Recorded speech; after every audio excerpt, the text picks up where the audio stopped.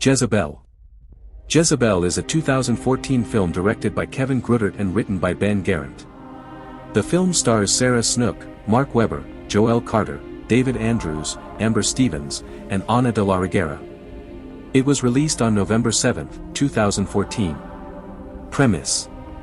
Upon returning to her childhood home in Louisiana to recover from a car accident, Jessabelle comes face to face with a tormented spirit that has been waiting for her return, and has no intention of letting her escape. Plot. Jessie, who is pregnant, is about to move into her fiancé Mark's house when their car is hit by a truck as they are backing out of the driveway, killing Mark and causing Jessie to miscarry. At the hospital, we see a truly heartbreaking scene.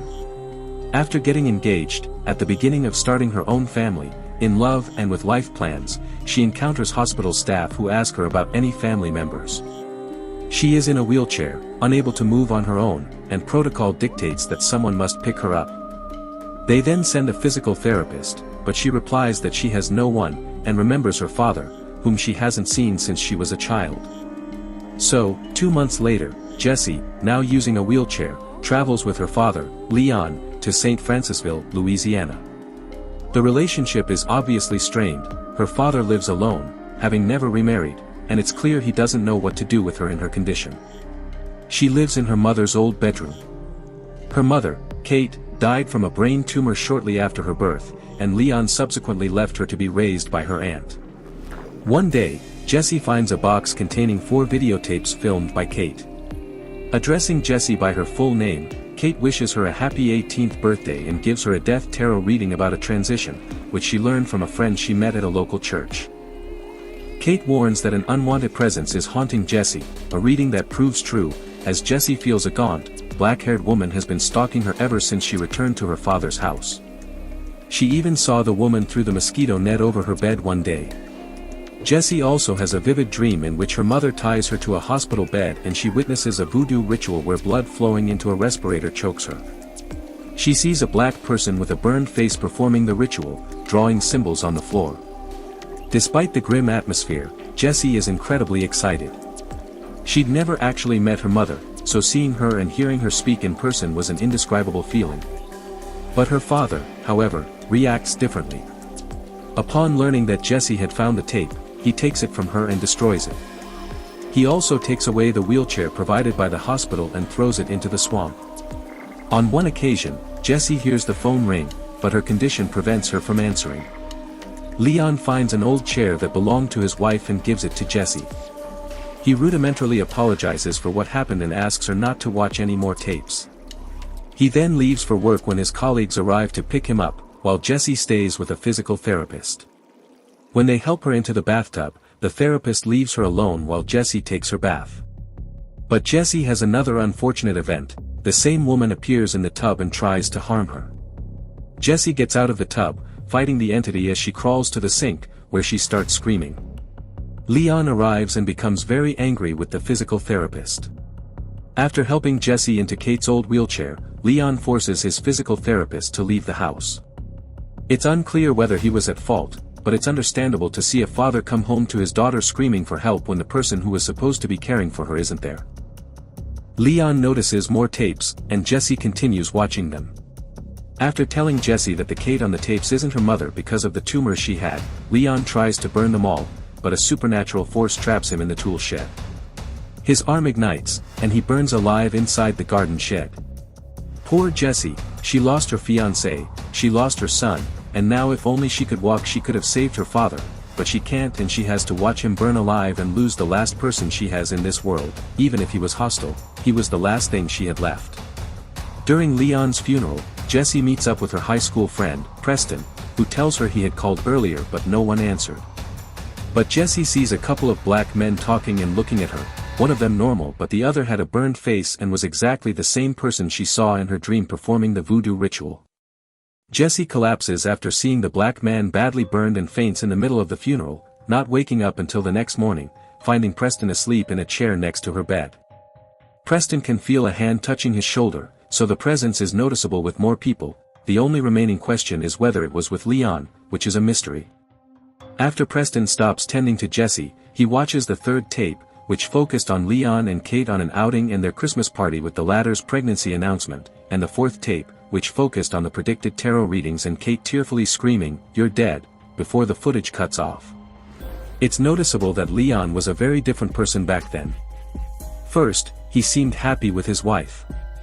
Second, it was clear he was a wealthy man, his house was large, the party was lavish, and he had many servants.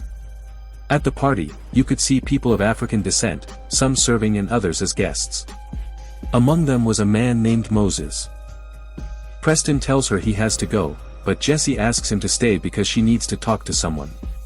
Preston agrees but suggests they do it somewhere nicer. So they go out to eat and have a more relaxed conversation. A strange fact is that Jessie sees lights on the other side of the swamp, like reflections in mirrors, and at night they looked like two lamps. There was even fire like torches, a rather strange fact. After watching the tape, Jessie sees the woman behind her in the mirror. Then, the mirror shatters, and Jessie discovers a small, secret compartment containing an unlabeled tape, not found in the box, which she decides not to look at. The next day, Jessie and Preston cross a nearby swamp, which Jessie has been suspicious of since noticing bright lights and flames appearing there. Preston pulls a doll from the bottom of the water. The two discover voodoo icons and symbols, as well as a grave of someone named Jessabelle, containing the skeleton of a baby, dated on Jessie's birthday. She asks why it has the same name as her, and Preston replies that he doesn't know, but some people have a habit of giving the same name to family members, all in case Jessie and the body are related. The body is turned over to Sheriff Pruitt for DNA testing. He asks if it's possible her parents had more children, and she replies that it isn't, at least not that she knows of. Obviously, the sheriff questions Preston's connection to the situation, and he replies that he's a friend from high school. Preston decides to take Jessie home even though he's having problems with his wife. His wife greets them angrily because she was expecting him and tells him she has to get up early for work. Jessie stays in the living room, and Preston apologizes to her for his wife's behavior. Jessie and Preston then visit the home of Mrs. Davis, the mother of one of their friends and a former cook for the Laurent family, who also appeared in the party video. Mrs. Davis mentions Moses Harper, Kate's friend from church who is mentioned in the second tape. Thinking Moses might be involved in supernatural events, the two head to Moses's voodoo shrine in a ruined church, but are attacked by a group of men who force them to leave. It's clear to me that this isn't just a coincidence, the aggression is directed at Jessie. They hit Preston with the butt of a gun and try to hurt Jessie until one of them tells the others to let them go. Incidentally, this same man also appears in the party video and was present at Leon's wake, talking to the other man with the burned face who caused Jessie to faint. The two return to Jessie's house where Preston confesses that, despite being married, he is in love with Jessie. At that moment, many strange things happen, and Preston witnesses them. So he tells her that he won't allow her to stay in that house any longer. Preston wants to take her back to his house, but Jessie refuses because of his wife. Preston offers to let Jessie live with his mother, which she accepts.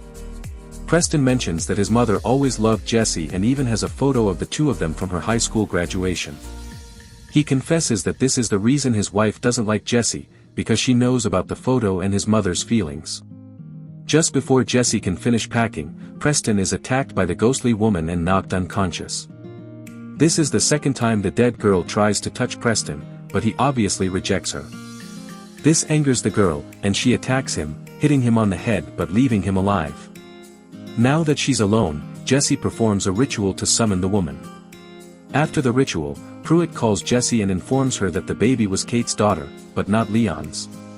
Jessie believes the dead girl is a good spirit who just wants help. She plays the blank tape that shows Kate casting a voodoo spell on a newborn white girl and shooting herself, but not before tearfully screaming that Jessabelle and her father Moses are dead, trying to smother the baby with a pillow, and then changing her mind about performing the spell. Jessie confronts Kate's spirit and realizes the truth her father was hiding from her. The videos were filmed for Jessabelle, Kate and Moses's daughter. It turns out Kate was having a great time at church. While Leon was at work, she went to church so Moses could stuff her like a Christmas turkey. Jessabelle was murdered the night she was born, along with her father, by Leon. That night, Leon scolded Kate for being unfaithful, lifted Jessabelle from her crib, and snapped her spine in half. After Kate grieves while holding her daughter's lifeless body, Leon pushes a baby carriage carrying her dead body and a porcelain doll into the swamp, weighing it down with rocks to prevent it from resurfacing.